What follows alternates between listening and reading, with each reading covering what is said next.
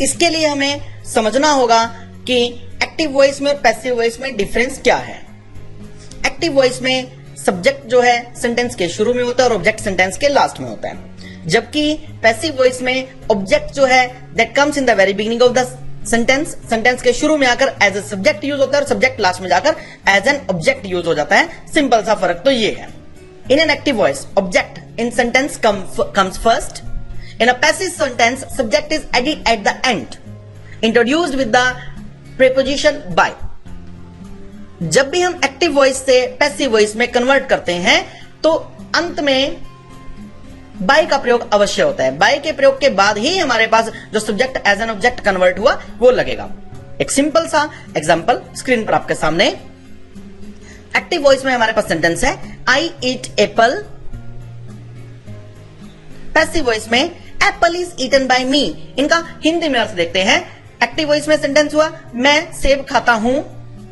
Passive voice में बना मेरे द्वारा सेब खाया जाता है।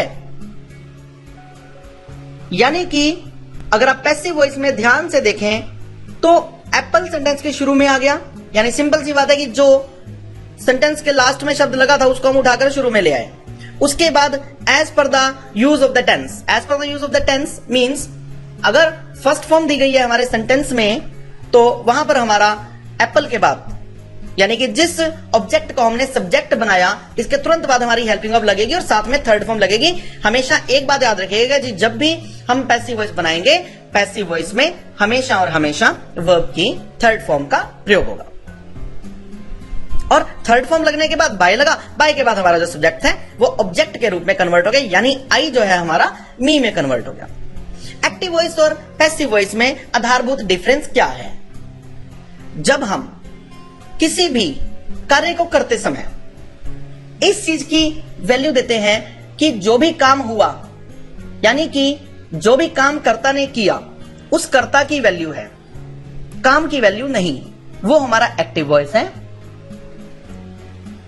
जब हम इस चीज पर जोर देते हैं कि कोई भी काम जो हुआ हमें उस काम से मतलब है, किसने किया यानी कर्ता कौन है हमें उससे मतलब नहीं है। सिंपल सा एक छोटा सा उदाहरण आपको मैं समझाता हूं जो कि हालांकि स्क्रीन पर नहीं दिया हुआ लेकिन बहुत सिंपल सा एग्जांपल है। राम ने रावण को मारा। रामा किल्ड रावणा, 3 अक्षर बने रामा किल्ड रावणा।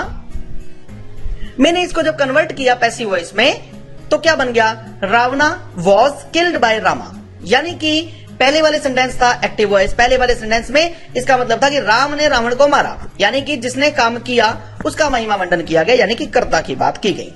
लेकिन दूसरे सेंटेंस में हमारा सब्जेक्ट थोड़ा सा दूर चला गया, जिसने काम किया था लेकिन काम पहले आ गया कि हाँ ये काम हुआ, यानी कि जब सब्जेक्ट को वैल्यू दी जाती है तो वो हमारा एक्टिव वॉइस है, जब ऑब्जेक्ट को वैल्यू दी जाती है तो वो हमारा पैसिव वॉइस है। यानी कि जो काम हुआ जब काम की वैल्यू दी गई तो वो हमारा पैसिव वॉइस है। यहां पर हम रूल्स की ज्यादा बात नहीं करेंगे क्योंकि एक्टिव वॉइस और पैसिव वॉइस में हमें जो सेंटेंसेस बोलने के लिए एक्टिव वॉइस या पैसिव वॉइस की जो हम यहां पर बात कर रहे हैं दोनों के दोनों एक भाषा के टाइप हैं बोलने के या लिखने के। हम किसी भी प्रकार से लिख सकते हैं, बोल सकते हैं। जब हम एक्टिव वॉइस को पैसिव वॉइस में कन्वर्ट करते हैं यह भाषा पर हमारी मजबूती, हमारी पकड़ को प्रकट करता है। जो भी हमने आज तक टेंसेस सीखे इन सभी टेंसेस को, जो भी आपको टेंसेस के रूल से याद है, यानी कि प्रेजेंट इंडेफिनिट में वर्ब की फर्स्ट फॉर्म का यूज, पास्ट इंडेफिनिट में वर्ब की सेकंड फॉर्म का यूज, फ्यूचर इंडेफिनिट में विल शैल प्लस वर्ब की फर्स्ट फॉर्म का यूज, इस तरह से जो भी हम टेंसेस या सो ऑन जितने भी हम टेंसेस या उनके सब पार्ट्स की जब हम बात करते हैं, ये जितने भी हम टेंसेस सीखते आए हैं सभी के सभी एक्टिव वॉइस हुआ करते हैं। इन टेंसेस को जब पैसिव वॉइस में हमें कन्वर्ट करना हो उसका मेथड हम अभी आगे सीखेंगे। उससे पहले एक बार प्रेजेंट इंडेफिनिट, पास्ट इंडेफिनिट और फ्यूचर इंडेफिनिट का एक पोस्ट व्यू देखते हैं, एक बार आपको रिमाइंड कराते हैं। एग्जांपल देखिए, आई ईट एप्पल एवरी डे, मैं हर रोज सेब खाता हूं। आई एट एप्पल यस्टरडे, मैंने कल सेब खाया। आई शैल ईट एन एप्पल टुमारो, मैं कल सेब खाऊंगा। फ्यूचर इंडेफिनिट का सेंटेंस हुआ। Subject convert into object in this manner, subject को ऑब्जेक्ट में स्क्रीन पर दिए अक्षरों के अकॉर्डिंग चेंज करते हैं। स्क्रीन पर जो सारणी दी गई है उसके अकॉर्डिंग चेंज करेंगे। I will be converted into me, I को मी में कन्वर्ट किया जाता है, यानी आई का ऑब्जेक्ट जो है वो मी बनता है। यू का यू ही रहता है, शी का ऑब्जेक्ट बनता है हर, इट का ऑब्जेक्ट इट ही रहता है, वी का ऑब्जेक्ट अस, दे का ऑब्जेक्ट देम, ही का ऑब्जेक्ट हिम और हु का ऑब्जेक्ट हुम। अब सेम वही एग्जांपल लेते हैं, I eat an apple every day. ये हमारा प्रेजेंट इंडेफिनिट का एक्टिव वॉइस हुआ, यानी कि प्रेजेंट इंडेफिनिट की पहचान क्या है? प्रेजेंट इंडेफिनिट की पहचान ये है कि प्रेजेंट इंडेफिनिट में वर्ब की फर्स्ट फॉर्म लगती है। हमारे सेंटेंस में वर्ब की फर्स्ट फॉर्म लगी आई ईट एप्पल एवरी डे, लेकिन इसका पैसिव वॉइस का फार्मूला क्या है? इसका पैसिव वॉइस का फार्मूला स्क्रीन पर बिल्कुल ऊपर आपको दिखाई दे रहा है। ऑब्जेक्ट प्लस इज या फिर आर या फिर एम प्लस वर्ब की third form plus subject at the last of the sentence, और ये सब्जेक्ट जाएगा उससे पहले बाय लगेगा ही लगेगा। ठीक, तो देखिए जैसा कि आपको स्क्रीन पर दिखाई दे रहा है, आई ईट एप्पल एवरी डे। आई को आप एक एरो के निशान से देख रहे हैं कि ये तीर के निशान से हम आई को लास्ट में ले गए, मी में कन्वर्ट हुआ दिखाई दे रहा है ईटन बाय के बाद। ठीक, और एप्पल जो था, एप्पल को हम आप रेड एरो की हेल्प से देख सकते हैं। रेड एरो से आप देखिए कि एप्पल जो है हमारा सेंटेंस के शुरू में आ गया, तो क्या बन गया? एप्पल।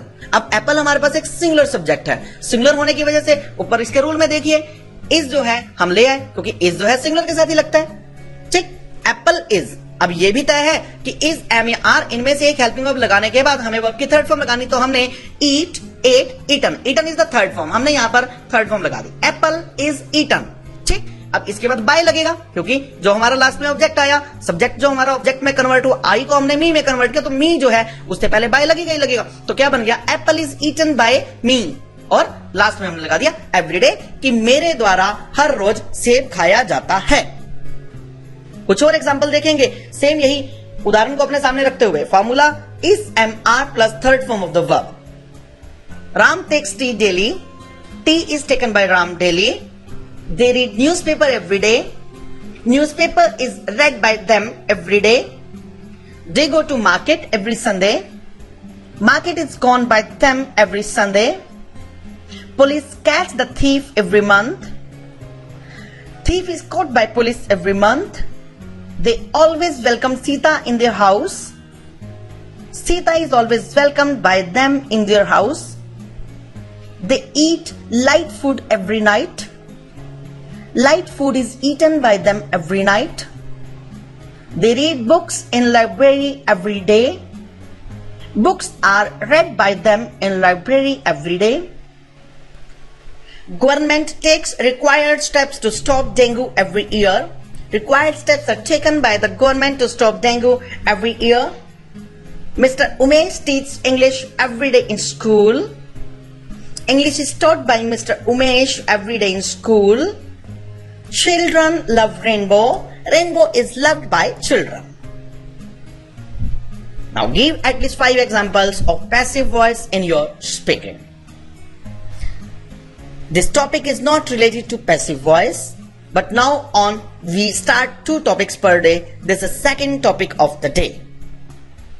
अब हम बात करेंगे कुछ ऐसे ऑर्डर्स की, रिक्वेस्ट की और सजेशंस की, यानी कि कुछ आदेश, कुछ प्रार्थना यानी रिक्वेस्ट और कुछ सुझाव। इस प्रकार के सेंटेंसेस को बोलना बहुत आसान है।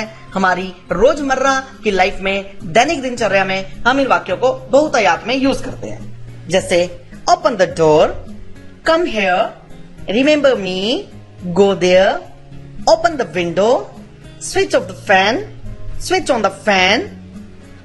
क्या आपने इन वाक्यों में एक बात नोटिस की कि सभी के सभी वाक्यों के शुरू में वर्ब की फर्स्ट फॉर्म लगी हुई है? ध्यान से देखिए दोबारा से। ओपन द डोर, वर्ब की फर्स्ट फॉर्म शुरू में ओपन। कम हियर, वर्ब की first form come. Remember me, first form remember. Go there, go first form. Open the window, open first form. Switch off the fan, switch off first form. Switch on the fan, first form. इस प्रकार से हम sentence के शुरू में verb की first form लगाएं और उसके बाद रेस्ट ऑफ द सेंटेंस लगा दें। वेरी सिंपल, हमारे ऑर्डर, रिक्वेस्ट और सजेशंस वाले सेंटेंसेस बन जाएंगे।